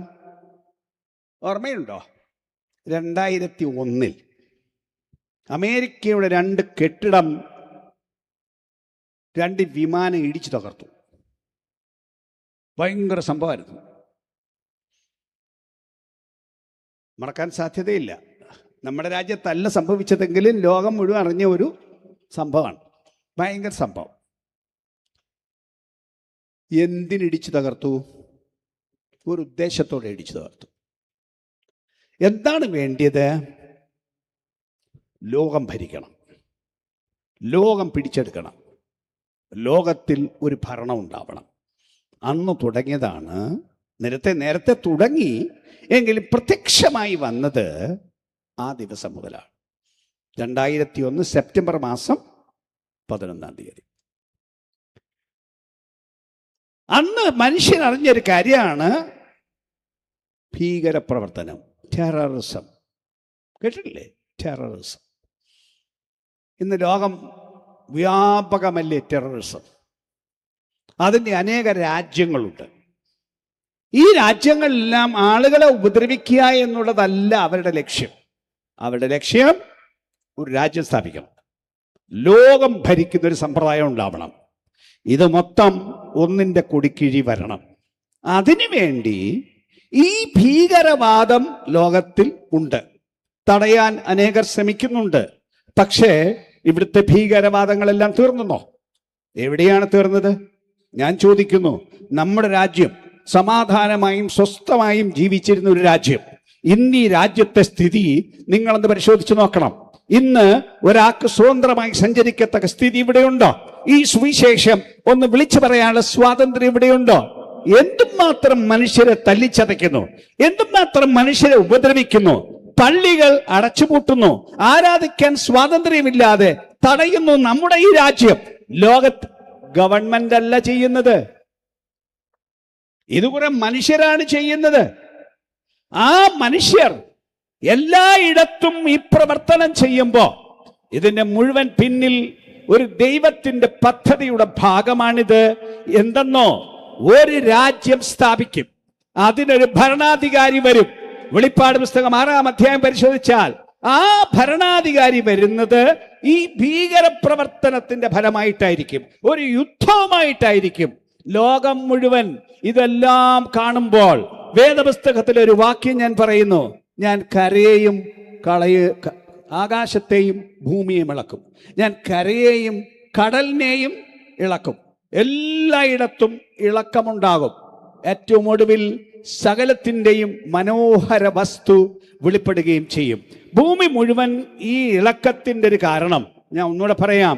ഈ ഭരണാധികാരി കയറി വരാൻ ഈ സമുദ്രത്തിൽ, ഈ മനുഷ്യ സമുദ്രത്തിൽ തള്ളി കയറുകയാണ്. ഇതിൻ്റെ അടുവിൽ അവൻ വെളിപ്പെടും. അയാൾ വരുമ്പോൾ അയാളുടെ കയ്യിൽ നിന്ന് വേണം യേശുവിന് ഈ രാജ്യം ഏറ്റെടുക്കാൻ. ഇന്നെനിക്ക് പറയാനുള്ള തോത് പെട്ടെന്ന് ഞാൻ ചുരുക്കമായിട്ട് പറയുന്നു.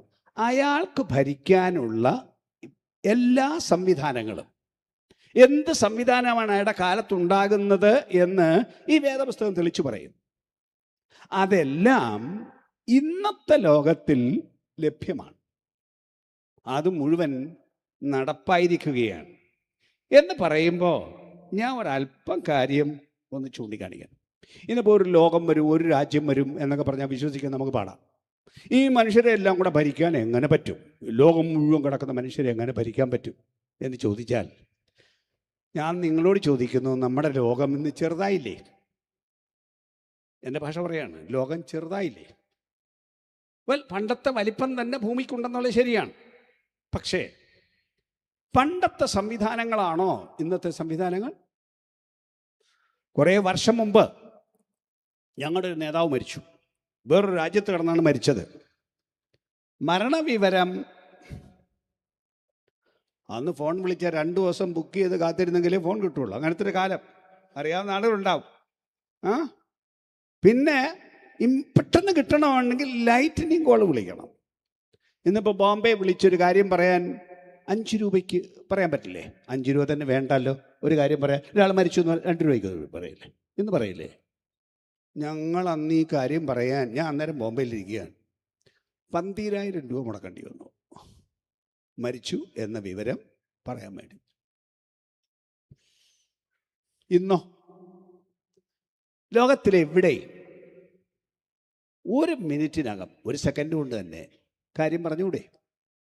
അല്ല, നമ്മുടെ ഇപ്പോഴത്തെ കാലം ഞാൻ ചോദിക്കട്ടെ, കൊറോണ കാലം വന്നപ്പോഴേ എല്ലാവരും വീട്ടിൽ ഇരുന്നുകൊണ്ട് പണി ചെയ്തില്ലേ? ഓഫീസിൽ പോകേണ്ടി വന്നോ? പോയില്ലല്ലോ. വീട്ടിൽ ഇരുന്നുകൊണ്ട് പണി ചെയ്തില്ലേ? അപ്പം ജോലിയെല്ലാം വീട്ടിൽ ഇരുന്നുകൊണ്ട് പറ്റുക. നമ്മുടെ പിള്ളേർ പഠിച്ചത് വീട്ടിൽ ഇരുന്നുകൊണ്ടല്ലേ? സ്കൂളിൽ പോയിട്ടാണോ? അല്ലല്ലോ. ലോകം ചെറുതായില്ലേ? നിങ്ങൾക്ക് ലോകത്തിൽ എവിടെ ഇരിക്കുന്ന ഒരാളിനെയും ഇന്ന് കണ്ടോണ്ട് വർത്തമാനം പറഞ്ഞൂടെ? ഇല്ലേ? അല്ല, ചരിത്രത്തെ ലോകം പറയും. ലോകത്തിൽ എവിടെ പോയാലും ഒരു ഓഫീസർക്ക് ഇന്ന് തൻ്റെ ഓഫീസ് സുരക്ഷിതമായി സുഗമമായി നടത്താം. അല്ലാതെ ഓഫീസിൽ പോകേണ്ട കാര്യമൊന്നുമില്ല. എല്ലാം ക്യാമറ ഫിറ്റ് ചെയ്തിരിക്കുകയല്ലേ? ആ ക്യാമറ നിങ്ങളുടെ ഫോണിൽ ലഭ്യമല്ലേ? അതിൻ്റെ പടം മുഴുവനും. മറ്റ് രാജ്യത്തിരിക്കുന്നവനയുടെ വീട്ടിലെ ലൈറ്റിൻ്റെ സ്വിച്ച് ഓഫ് ചെയ്യുന്നത് ഇന്ന് ഫോണിൽ കൂടാണ്. ഇന്ത്യയിലിരുന്നുകൊണ്ട് അമേരിക്കയിൽ വീട്ടിൻ്റെ സ്വിച്ച് ഓഫ് ചെയ്യാം. നല്ല കാര്യം അറിയാമെന്ന് അറിയിച്ചു. അങ്ങനെ ഒരു ലോകം. അല്ല, നിങ്ങളുടെ സകലരുടെയും വിവരം ഇന്ത്യ ഗവൺമെൻറ്റിൽ ഇല്ലേ? നിങ്ങളുടെ ആധാർ നമ്പർ അടിച്ചാൽ നിങ്ങളുടെ സകല വിവരവും കമ്പ്യൂട്ടറിൽ കിടക്കുകയല്ലേ? അല്ലേ? ഞാൻ പേടിച്ചു പോയി ഒരു ദിവസം. ഞാൻ ഒരു ഫോണിൻ്റെ ഒരു സിം എടുക്കാൻ ചെന്നതാണ്. അപ്പം എൻ്റെ പേര് ചോദിച്ചു, ആധാർ നമ്പർ ചോദിച്ചു. ആധാർ നമ്പർ അങ്ങോട്ട് പറയുകയും എൻ്റെ വിവരങ്ങളെല്ലാം വന്നിരിക്കുന്നു. എനിക്ക് പേടി തോന്നി. സിസ്റ്റത്തിൽ എൻ്റെ മുഴുവൻ സംഗതികളും വന്നിരിക്കുന്നു. നിങ്ങളുടെ എല്ലാവരുടെയും വിവരമില്ലേ? ഈ രാജ്യത്ത് ആര് താമസിക്കുന്നു എന്ന് ഇവിടുത്തെ സർക്കാരിന് അറിയില്ലേ? ഓരോരുത്തരും ഇവിടെ ഒളിച്ചിരിക്കാൻ പറ്റുമോ? മുഴുവൻ മനുഷ്യരെയും കൃത്യം തിരിച്ചറിയാൻ ഈ രാജ്യത്തെ സംവിധാനം, അങ്ങനെ വേറെ രാജ്യങ്ങളിലെല്ലാം ഇതേ സംവിധാനം. ഇതെല്ലാം കൂടെ ഒന്നിച്ചിടാൻ ഒരു കമ്പ്യൂട്ടർ IT എക്സ്പെർട്ടിന് എത്ര നേരം വേണം? സ്വല്പ നേരം കൊണ്ട് ഇതെല്ലാം കൂടെ ഒന്നിച്ചിട്ടാൽ ഒരു രാജ്യമായി ഇതിനെ ഒരുവന് ഭരിക്കാൻ ഇന്നെല്ലാം തയ്യാറാക്കി ഒരുക്കി വെച്ചിരിക്കുന്നു എന്ന ഈ കാലം കാണുമ്പോൾ ഈ പുസ്തകത്തിന്റെ വചനം സത്യമാണെന്ന് തിരിച്ചറിയാൻ വിശ്വാസി തയ്യാറാവണം. ഇതൊന്നും അറിയാതെ, കാലത്തെ വിവേചിക്കാതെ, എല്ലാ സാധാരണഗതിയിൽ പോകുന്ന പോലെ ഉറങ്ങി ജീവിച്ച് ഒരു പരുവത്തിന് പാട്ടും പാടി ഇങ്ങനൊക്കെ പോയാൽ, പൊന്നു സുഹൃത്തേ, കാര്യം തിരിച്ചറിയൂ. ഇന്നത്തെ ലോകം ഒന്നായിത്തീരാൻ സകല സംവിധാനങ്ങളും ചെയ്തിരിക്കുന്നില്ലേ? ഇന്ന് നിങ്ങളാരാ കാശ് കൊണ്ട് നടക്കുന്നേ? അപൂർവം വല്ലൊരു കാശ് കൊണ്ട് നടക്കും. അല്ല, പച്ചക്കറി കടയിൽ പോയാലും പൈസ വേണോ? നിങ്ങളുടെ ഫോണിൽ കൂടെ അല്ലേ കാശ് കൊടുക്കുന്നത്? മീൻ വാങ്ങിക്കാൻ പോയാലും നിങ്ങളുടെ ഫോണിൽ കൂടെ അല്ലേ കാശ് കൊടുക്കുന്നത്? അല്ലേ? കാശ് വേണോ? കാശ് വേണ്ടാത്തൊരു ലോകം എത്തിയില്ലേ? അല്ലിന്ന് കാർഡും വേണ്ടല്ലോ. ക്രെഡിറ്റ് കാർഡ് എന്ന് പറഞ്ഞ് കുറേ സാധനങ്ങളൊക്കെ ഉണ്ടായിരുന്നു. അതുമെല്ലാം ഏറെക്കുറെ പൊയ്ക്കഴിഞ്ഞില്ലേ? അതിൻ്റെ പോലും ആവശ്യമില്ലാതെ അല്ല, ലോകത്തിൽ എവിടെ പോയാലും നിങ്ങൾക്ക് ഇന്ന് പണ്ടാണെങ്കിൽ ഇന്ത്യൻ കാശും കൊണ്ടുപോയാൽ എങ്ങും ഒരു വകയും നടക്കുകയില്ലായിരുന്നു. പക്ഷെ ഇന്നൊരു കാർഡ് കൊണ്ടുപോയാൽ ലോകത്തിൽ എവിടെയും ബിസിനസ്സുകൾ, കാര്യങ്ങൾ ചെയ്യാൻ സംവിധാനം ഉണ്ടാക്കിയപ്പോൾ തിരിച്ചറിയണം, ലോകം ഒന്നായി വരികയാണ്. ഭരണാധികാരിക്ക് വേണ്ട സംവിധാനങ്ങളെല്ലാം ഇന്ന് ഒരുങ്ങി വന്നിരിക്കുന്നു എന്നുള്ളത് തിരിച്ചറിയണം. ഈ കമ്പ്യൂട്ടറൈസേഷൻ ലോകത്തെ ചെറുതാക്കി, ഒരാൾക്ക് ഭരിക്കത്തക്ക എല്ലാ സംവിധാനങ്ങളും ഉണ്ടാക്കി. മാത്രമല്ല, ഈ മീഡിയയുടെ ഈ വർധനവ്, പണ്ട് ലോകത്തിൽ എവിടെങ്കിലും ഒരു സംഭവം നടന്നാൽ നമുക്ക് കാണാൻ പറ്റുകയില്ല. അല്ല, വാർത്ത ഇങ്ങ് വരുമ്പോഴത്തേക്ക് കാലം ഒത്തിരി എടുക്കും. ഇപ്പോൾ അങ്ങനെ സംഭവം നടന്നാൽ അടുത്ത സെക്കൻഡിൽ ക്യാമറ അവിടെ എത്തിയില്ലേ? അല്ല, സ്ഥാപിച്ചു വെച്ചിരിക്കുന്ന ലൈവ് ക്യാമറാസ് ഇല്ലേ? അതിൽ തന്നെ പടം എത്തിയില്ലേ? അങ്ങനെ വരുമ്പോൾ, പണ്ട് ഞാൻ ഈ വേദപുസ്തകം ഇച്ചിരി പഴയ പ്രസംഗിയാണ്. അപ്പം ഞാൻ ഈ അന്ത്യകാലമൊക്കെ പ്രസംഗിക്കുന്ന ഒരു ആളായിരുന്നു. അപ്പം ഈ വേദപുസ്തകത്തിൽ ഏലിയാവും 2 സാക്ഷികൾ, പേരൊന്നും ഞാൻ പറയുന്നില്ല, 2 സാക്ഷികൾ മരിക്കുമെന്നും മരിച്ചിട്ട് അവരുടെ ശരീരം ഇങ്ങനെ തെരുവിൽ കിടക്കുമെന്നും ലോകമെല്ലാം അവരെ കാണും എന്നൊക്കെ പറയുമ്പോൾ വിശദീകരിക്കാൻ ഞാൻ അറിയത്തില്ല. അന്നത്തെ കാര്യത്തിൽ പറയാണ്, വിശദീകരിക്കാൻ അറിയില്ല. എന്താ പറയുന്നത്? യെരുശലേം ഒരു വലിയ അന്തർദേശീയ പട്ടണമാണ്. അവിടെ എല്ലാ ആളുകളും രാജ്യത്തു നിന്നുള്ളവരും അവിടെ ഉണ്ടായിരിക്കും. ഇതൊക്കെ പറയാൻ ഞങ്ങൾക്ക് അറിയുള്ളൂ. ഇന്നത്തെ കാലത്തോ ഈ പുസ്തകം പറഞ്ഞ അതുപോലെ സംഭവിച്ചില്ലേ? ആ സെക്കൻഡിൽ ക്യാമറ അവിടെ ചെല്ലില്ലേ? ലോകം മുഴുവൻ എവിടെ ഇരിക്കുന്നവരും ഈ പുസ്തകം പറയുന്നതൊന്നും അലങ്കാരമായി പറഞ്ഞതല്ല, ഇത് മുഴുവൻ സത്യമാണ്. അങ്ങനെ ഒരു സംവിധാനം ലോകത്തിലുണ്ടായി വന്നിരിക്കുമ്പോൾ തിരിച്ചറിയണം, ദേ അവിടുന്ന് അടുക്കെ വാതിൽക്ക് നിൽക്കുന്നു. ഒന്ന് രണ്ട് കാര്യം കൂടെ പറഞ്ഞു നിർത്താം. ഈ വേദപുസ്തകത്തിൻ്റെ കൃത്യവിവരം അനുസരിച്ച് വെളിപ്പാട് പുസ്തകം 11-ാം അധ്യായം 16-ഉം 17-ഉം വാക്യം വായിക്കാൻ നേരമില്ല. എന്നാൽ ഞാൻ കാര്യമൊക്കെ പറയാം. അന്നിരിക്കുന്ന ഭരണാധികാരി ഭയങ്കര ഏകാധിപതിയായിരിക്കും. അദ്ദേഹത്തെ അനുസരിക്കാതെ ഒരു മനുഷ്യന് ജീവിക്കാൻ പറ്റില്ല, ഒരുത്തന് ഒളിച്ചിരിക്കാൻ പറ്റില്ല. ശരിക്കും പറയൂ, ഇന്നത്തെ ലോകത്തിൽ ഒറ്റ ഒരാളിന് ഒളിച്ചിരിക്കാൻ പറ്റാതെ നിങ്ങൾ എക്സ്പോസ്ഡ് ആണ്. നിങ്ങളെ കണ്ടെത്താനുള്ള എല്ലാ വഴിയും ഉണ്ട്. നിങ്ങൾ എവിടെയാണെന്ന് കൃത്യം ഇന്ന് സ്പോട്ട് ചെയ്യാം, അല്ലേ? അല്ല പിന്നെ ഫോണും കളഞ്ഞും വെച്ച് സിം കാർഡും എവിടെയെങ്കിലും കളഞ്ഞും വെച്ച് പോയി എവിടെയെങ്കിലും ഒളിച്ചിരിക്കണം. ബാക്കി ഇന്നിപ്പോൾ ഫോണില്ലാത്തൊരു മനുഷ്യനില്ലല്ലോ. കൃത്യം എവിടെ ഇരിപ്പുണ്ടെന്ന് കണ്ടെത്താനുള്ള സംവിധാനം ഉണ്ട്. കൂടുതൽ സംവിധാനങ്ങൾ ഉണ്ടായി. അന്നത്തെ ഭരണാധികാരിക്ക് വേദപുസ്തകം പറഞ്ഞു, ഞാൻ ഈ പറഞ്ഞ വാക്യത്തിൽ, അന്ന് ജീവിക്കണോ? അങ്ങേരുടെ അന്നത്തെ ഭരണാധികാരിയുടെ ഒരു നമ്പർ എടുത്തെങ്കിൽ ജീവിക്കാൻ പറ്റുമോ? ആണ് നമ്പർ വേണം. ആ നമ്പർ അവിടെ എവിടെയും വെച്ചേക്കാൻ പറ്റില്ല. അത് പ്രത്യക്ഷമായി കാണണം. ഒന്നീ നെറ്റി വെക്കണം, അല്ലെങ്കിൽ കൈയുടെ വിരലിനിടയ്ക്ക് വെക്കണം. അങ്ങനെ സംവിധാനം. അപ്പോൾ കാർഡും വേണ്ട, ഒന്നും വേണ്ട, നേരെ അങ്ങ് പോയാൽ മതി. ഇന്നത്തെ ലോകത്തിൽ അങ്ങനത്തെ കാര്യം വന്നിരിക്കുന്നു എന്നറിയാമോ? അല്ല, എളുപ്പം മനസ്സിലാക്കാൻ പറയാം. നിങ്ങൾ ഒത്തിരി പേര് വണ്ടി ഓടിക്കുന്നവരാണല്ലോ, ഒരുപാട് പേര്. ഇന്നിപ്പോൾ വണ്ടി ഏറെക്കുറെ എല്ലാവർക്കും ഉണ്ടല്ലോ. തന്നെയല്ല, പലയിടത്തും ടോള് വെച്ചിട്ടില്ലേ? ടോള് കൊടുത്തിട്ട് വേണ്ടേ പോവാൻ? ടോള് കൊടുത്തില്ലെങ്കിൽ ഭയങ്കര ബുദ്ധിമുട്ടാണ്. തന്നെയല്ല, നമ്മുടെ ഈ രാജ്യത്തെ സംവിധാനം അനുസരിച്ചിട്ടെങ്കിൽ ഈ ടോളിന് നമ്മളില്ല, എന്താണ് ഇതിനെ പറഞ്ഞത്, ഫാസ്റ്റാഗ് ഇല്ലേ? ഫാസ്റ്റാഗ് വണ്ടിക്കകത്തില്ലെങ്കിൽ കൂടുതൽ കാശ് കൊടുത്ത് വേണം പോവാൻ. ഫാസ്റ്റാകുമ്പോൾ അത്രയും കൊടുക്കണ്ട. ഫാസ്റ്റാഗ് എന്ന് പറഞ്ഞാൽ നമ്മളിവിടെ വണ്ടി നിർത്തിയാണ് പോകുന്നത്. വേറെ ചില രാജ്യത്താണെങ്കിൽ വണ്ടി നിർത്തണ്ട, പോകുന്ന സ്പീഡിൽ കൂടി അങ്ങ് പോയാൽ മതി.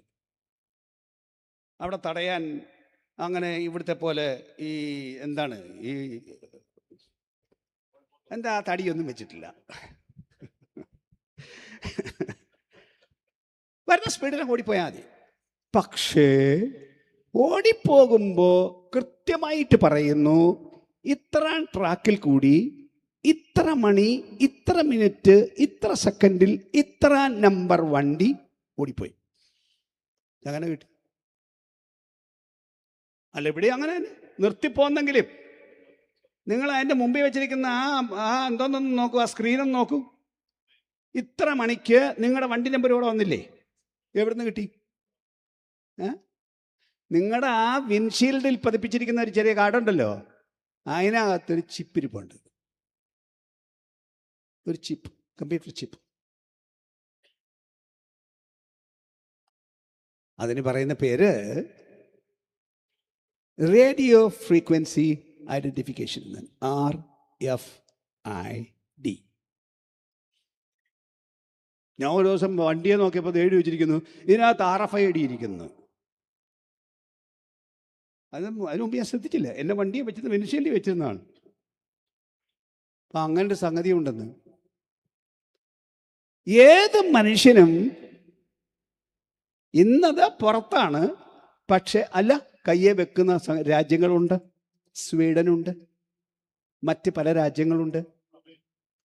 ഒരു ചെറിയ നെൽമണിയുടെ വലിപ്പം മാത്രം ഇന്ന് ഈ വിരലിനിടയിൽ ചെറുതായിട്ട് ഒരു ചെറിയ ഇഞ്ചക്ഷൻ ചെയ്ത് കയറ്റി വെക്കാവുന്നേ ഉള്ളൂ.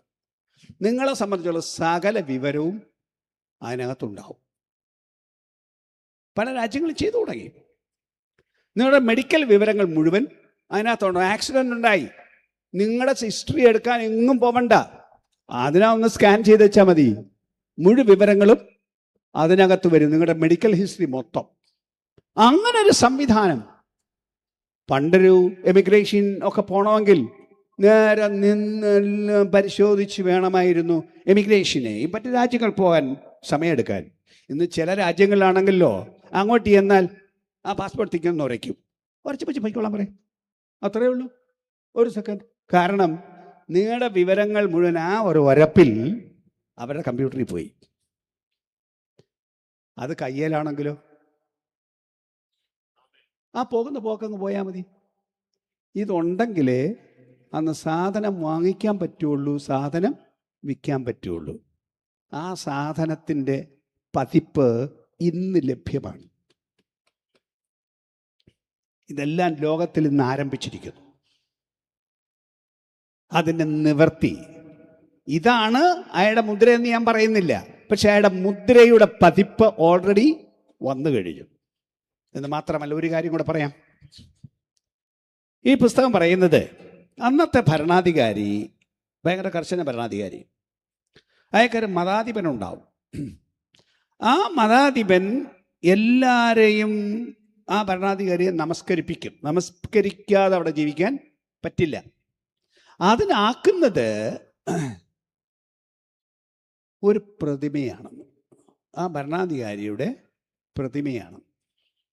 ആ പ്രതിമ വർത്താനം പറയുമെന്ന് അങ്ങനെ എഴുതിയിരിക്കുന്നത്. ആ പ്രതിമ സംസാരിക്കും എന്ന്. അപ്പോ ഇന്നത്തെ കാലം നിങ്ങൾ ഒന്ന് പരിശോധിച്ചാൽ, വെളിപ്പാട് പുസ്തകം 13-ാം അധ്യായം അതിൻ്റെ 14-ഉം 15-ഉം വാക്യമാണ്. അന്ന് പ്രതിമ സംസാരിക്കുക. ഇന്നത്തെ ലോകത്തിൻ്റെ കാര്യം ഞാനെന്ന് പറയട്ടെ. നമ്മുടെ രാജ്യത്തെ ഒരു ദിവസം സോഫിയ എന്നും പറഞ്ഞൊരു ഒരു സാധനം വന്ന ഓർമ്മയുണ്ടോ? കേട്ടിട്ടുണ്ടോ? സോഫിയ. എന്താണ് സോഫിയ? ഒരു ഹ്യൂമനോയിഡ്,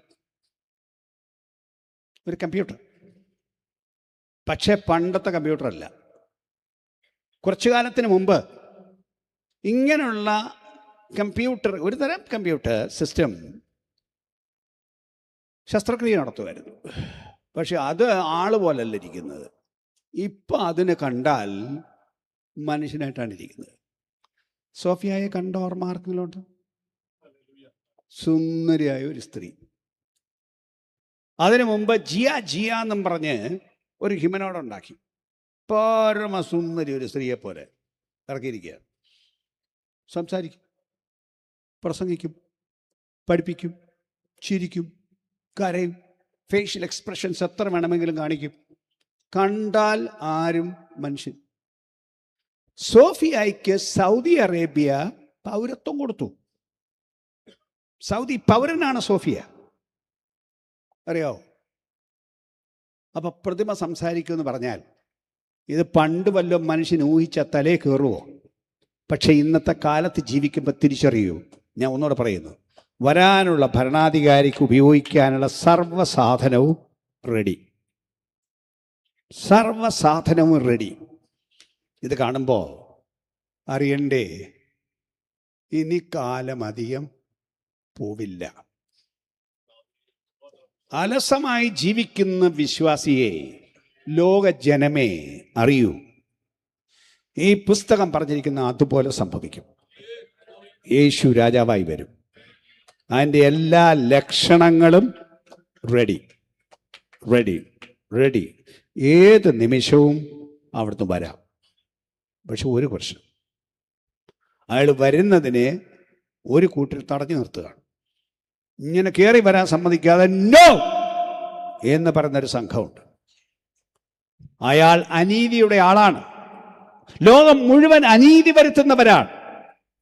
ആ അനീതിയെ തടയാൻ നീതീകരിക്കപ്പെട്ട ഒരു കൂട്ടത്തെ വേദപുസ്തക ഭാഷയിൽ ഈ ഭൂമിയെ സൂക്ഷിക്കാനുള്ള ഉപ്പായി ഒരു കൂട്ടം ജനത്തെ ദൈവം ഇവിടെ വെച്ചിരിക്കുന്നു. ഈ ഭൂമിക്ക് കേടുവരാതെ, മറ്റ് മാംസമൊക്കെ കേടുകൂടാതെ ഉപ്പിട്ട് സൂക്ഷിച്ചതുപോലെ ഈ ഭൂമിക്ക് കേടുവരാതെ സൂക്ഷിക്കാൻ ഇവിടെ ആക്കിയിരിക്കുന്ന ഒരു കൂട്ടരുണ്ട്. ഈ ക്രിസ്ത്യാനിയുടെ അസൽ ദൈവപൈതലിന്റെ വില ഈ ലോകത്തിന് അറിയില്ല.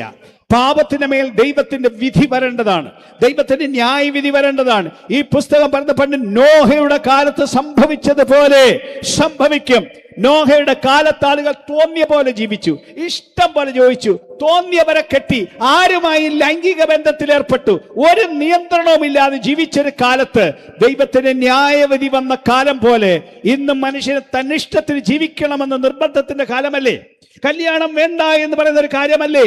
തോന്നിയവരുടെ കൂടെ ഇറങ്ങിപ്പോവുകയും ഇഷ്ടം പോലെ ജീവിക്കുകയും ചെയ്യുന്ന ഒരു കാലമല്ലേ? സാൻമാർഗിക നിയമങ്ങളെല്ലാം പലയിടത്തും കാറ്റിൽ പറത്തി നമ്മുടെ പോലും ഇതിന് പലരും തുനിഞ്ഞ് ആത്മീക ജീവിതം കളഞ്ഞ് തന്നെത്താൻ തന്നിഷ്ടത്തിന് ജീവിക്കുന്ന ഒരു കാലത്ത് എനിക്ക് രാത്രി വിളിച്ചു പറയാനുള്ളത്, ഇതെല്ലാം കൂടെ തെളിയിക്കുന്ന ഒരു കാര്യം, നോഹയുടെ കാലം പോലൊരു കാലം വന്നിരിക്കുന്നു. അപ്പോൾ വരും മനുഷ്യപുത്രന്റെ അടയാളം ആകാശത്ത് വിളങ്ങും. എല്ലാരും പോവില്ല. 2 പേർ ഒരു വയലിൽ ജോലി ചെയ്യും. ഒരുത്തനെ കൈക്കൊള്ളും, മറ്റവനെ ഉപേക്ഷിക്കും. 2 പേർ ഒരു തിരികലിൽ പഠിച്ചുകൊണ്ടിരിക്കും. ഒരുത്തിയെ കൈക്കൊള്ളും, മറ്റവനെ ഉപേക്ഷിക്കും. 2 പേർ ഒരു കിടക്കയിലായിരിക്കും. ഒരുത്തനെ കൈക്കൊള്ളും, മറ്റതിനെ ഉപേക്ഷിക്കും എന്നീ തിരുവെഴുത്ത് വിളിച്ചു പറയുന്നു. ഞാൻ ഈ പറയുന്നതിന്റെ അടയാളമായി പറഞ്ഞിരിക്കുന്ന കാര്യങ്ങളാണ്. പള്ളി വരുന്നത് കൊണ്ട് എല്ലാവരും യേശുവിന്റെ കൂടെ പോകുമെന്ന് ധരിക്കരുത്. ഒരു വീട്ടിൽ താമസിക്കുന്നു എന്നുള്ളത് കൊണ്ട് യേശുവിന്റെ കൂടെ പോകുമെന്ന് ധരിക്കരുത്.